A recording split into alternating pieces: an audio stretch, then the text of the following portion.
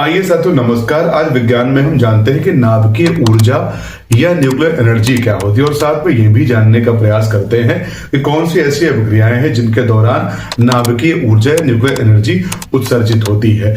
तो सामान्यतः इसके नाम से स्पष्ट होता है कि नाभिकीय ऊर्जा यानी परमाणु के नाभिक से उत्सर्जित होने वाली ऊर्जा।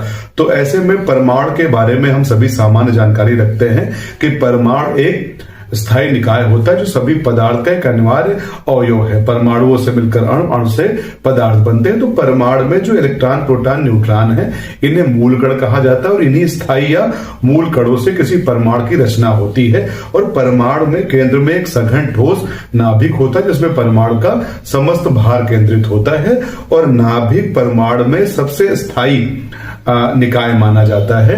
और बाद में यह भी खोजा गया कि ऐसे परमाणु नाभिक जिसमें प्रोटॉन और न्यूट्रॉन का अनुपात एक होता है या एक से थोड़ा अधिक होता है, उन्हें स्थायी नाभिक कहा जाता है। और ऐसा परमाणु नाभिक जिसमें प्रोटॉन और न्यूट्रॉन का अनुपात 1 से अधिक यानी 1.5 से अधिक होता है, 1.5 से अधिक होता है, वह अस्थायी नाभिक माने जाते हैं।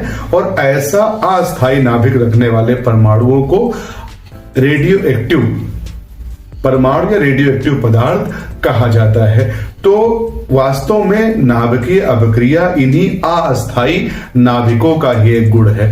ऐसे में नाभिकीय अभिक्रियाओं को 2 भागों में बांटा जाता है। एक नाभिकीय विखंडन अभिक्रियाएं।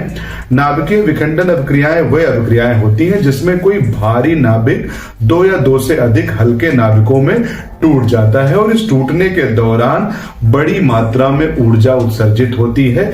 और यदि इस ऊर्जा को नियंत्रित नहीं किया जाता, यानी ये नाभिकीय विखंडन की अभिक्रिया नियंत्रित नहीं कराई जाती, तो यह ऊर्जा एक बड़ी मात्रा में प्रकाश, ऊष्मा और विस्फोट के साथ प्रकट होती है। और यदि इसी नाभिकीय ऊर्जा को नाभिकीय रिएक्टर या परमाणु भट्टी में नियंत्रित श्रृंखला अभिक्रिया की तरह से कराया जाता है, तो इस ऊर्जा को विद्युत ऊर्जा में बदलकर मानव कल्याण कार्यों में लगाया जा सकता है। तो नाभिकीय विखंडन अभिक्रिया वह अभिक्रिया है जिसमें एक बड़ा अस्थायी नाभिक 2 या 2 से अधिक असमान नाभिकों में टूट जाता है, फलस्वरूप ऊर्जा उत्पन्न होती है। और ये जो ऊर्जा है ये इस नाभिकीय विखंडन के दौरान हुई द्रव्यमान क्षति का परिणाम है।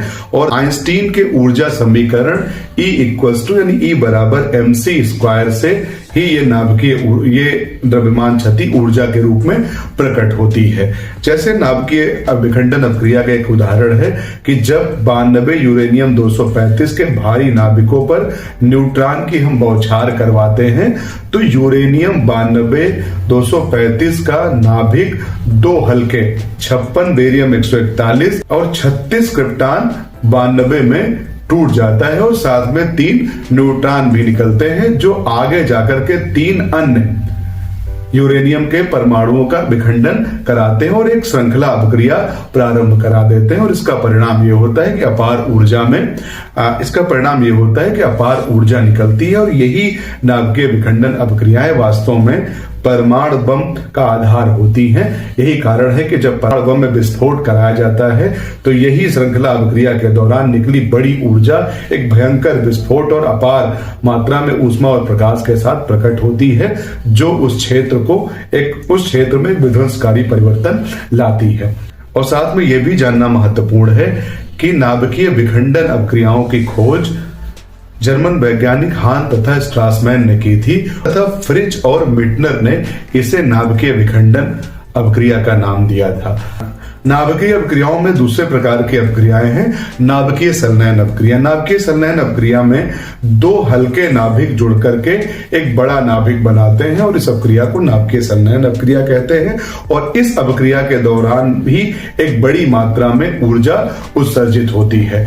जैसे हाइड्रोजन के एक समस्थानिक ट्राइटियम 1s3 और हाइड्रोजन के दूसरे समस्थानिक ड्यूटेरियम यानी 1s2 को संलयित कराते हैं तो हीलियम का एक बड़ा नाभिक बनता है और यह अभिक्रिया नाभिकीय संलयन अभिक्रिया कहलाती है। नाभिकीय विखंडन अभिक्रियाओं की तरह भी नाभिकीय संलयन अभिक्रियाएं यदि एक बार प्रारंभ हो जाती हैं तो आगे कंटिन्यू होती रहती हैं।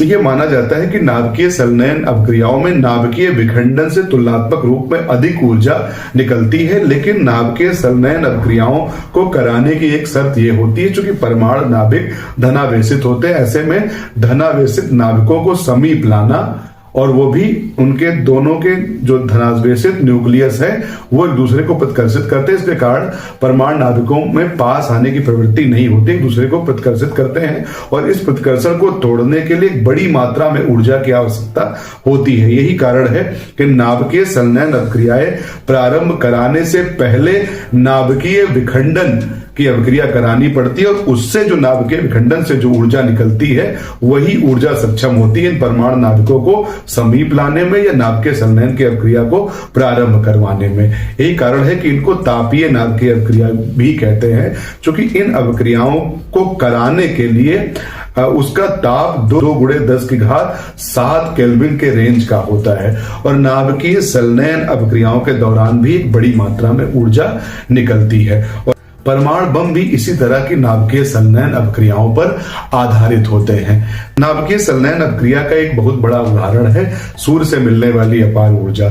जिस सौर ऊर्जा को हम पृथ्वी पर ऊर्जा का अल्टीमेट सोर्स मानते हैं, एकमात्र स्रोत मानते हैं, वो वास्तव में नाभिकीय ऊर्जा ही है। सूर्य के अंदर हाइड्रोजन और हीलियम उसके संगठन में पाई जाती है और यह माना जाता है कि जब बिग बैंग सिद्धांत के अनुसार पृथ्वी सूर्य से टूटकर अलग हुई तो उसे बड़ी मात्रा में ऊर्जा प्राप्त हुई और हाइड्रोजन के नाभिकों ने जुड़कर हीलियम के नाभिक बनाने प्रारंभ कर दिए और इस क्रिया के दौरान बड़ी मात्रा में ऊर्जा उत्सर्जित होती रहती है और यही ऊर्जा बाद में विकिरण ऊर्जा के रूप में पृथ्वी तक आती रहती है। यानी सूर्य की ऊर्जा भी एक प्रकार की नाभिकीय ऊर्जा है। नाभिकीय ऊर्जा को नवीकरणीय ऊर्जा के स्रोत के रूप में भी जाना जाता है, क्योंकि इसमें ऊर्जा की बड़ी अपार संभावनाएं हैं और यदि नाभिकीय अभिक्रियाओं के दौरान निकली ऊर्जा को नियंत्रित कर लिया जाए परमाणु भट्टियों या न्यूक्लियर रिएक्टर्स में और उसका 100% परिवर्तन विद्युत ऊर्जा में कर लिया जाए तो संपूर्ण विश्व से विद्युत का संकट